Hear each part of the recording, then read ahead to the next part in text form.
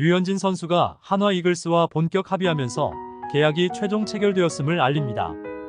한화 구단 관계자에 따르면 최종적으로 19일 오전 계약 체결에 도장을 찍었으며 20일 중으로 이적 발표한다고 합니다. 이로써 한화 이글스는 메이저리그 현역 선수를 영입하면서 전력이 크게 향상되었습니다. 이번에 한화 이글스에서 제안한 금액은 KBO 역사를 새로 쓰는 역사상 최고 액수인데요. 과연 얼마일까요? 한화의 예상 순위는 몇 위일까요? 다 알려드립니다. 끝까지 시청 부탁드립니다. 이번에 류현진 선수에게 팀 제안을 했던 구단은 3개인 것으로 확인됩니다.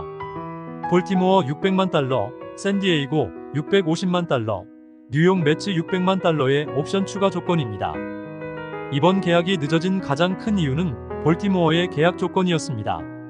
이미 1월 중순에 샌디에이고 구단으로부터 650만 달러, 제의를 먼저 받아들인 류현진은 최소 750만 달러 이상을 부르며 결정을 미뤄왔습니다.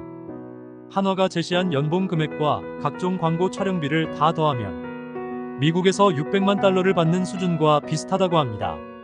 즉 650만 달러를 제시한 샌디에이고는 고작 한국보다 67억 더 받는 수준인 거죠.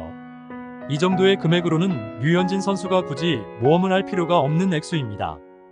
메이저리그에서 적은 금액을 제시한다는 것은 5선발 경쟁에서 밀리면 바로 마이너리그 혹은 후보 선수로 전략할 수 있다는 의미고 치열한 경쟁을 해야 하는 거죠.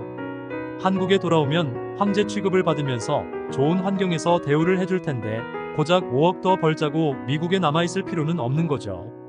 그래서 류현진 선수가 애초에 정한 마지노선은 2년 1,500만 달러 혹은 1년 800만 달러였습니다.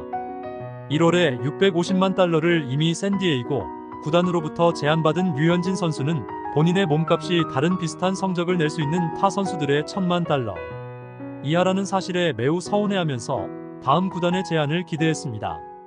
2월 초에는 뉴욕 매치에서 600만 달러를 제시했고 류현진에게 남은 구단은 볼티모어 뿐이었습니다.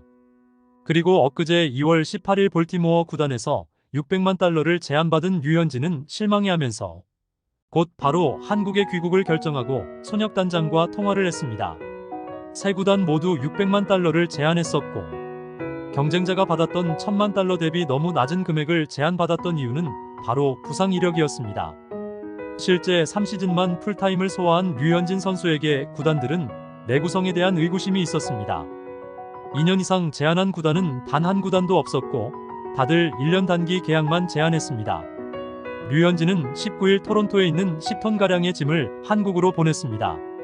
5톤 트럭 2대 분량의 짐이 한국으로 왔다는 것은 잠시 한국으로 여행차 들어오는 것이 아닌 완전한 복귀를 의미하는 거죠. 각 언론에서 류현진의 복귀를 예상하는 근거로 택배차 2대가 한국으로 배송된다는 이유였습니다. 류현진은 연봉 40억에 추가 옵션을 더한 금액으로 200억에 가까운 금액을 받는다고 합니다. 류현진 선수가 돌아오면서 5강 경쟁이 가능해졌는데요. 그럼에도 불구하고 우승을 노려보는 건 너무 무리수라고 봅니다. 작년에 역사상 최고의 투수 반열에 오른 MVP 패디 선수를 보유한 NC 다이노스도 3위에 올랐는데요. 작년 NC 구단과 올해 한화 이글스의 전력을 비교하면 사실 작년 NC가 우세합니다. 따라서 올해 순위는 LG 트윈스, 기아 타이거즈, KT 위즈가 3강을 두고 우승 경쟁을 할 것 같고 두산 베어스, NC 다이노스, 한화 이글스가 나머지 2장의 티켓을 가지고 경쟁을 할 것으로 보입니다. 여러분이 생각하는 류현진이 복귀한 한화 이글스의 최종 순위는 몇 위일까요? 류현진의 첫해 평균 자책점과 승수 성적은 어느 정도일까요? 댓글로 남겨주시면 감사하겠습니다.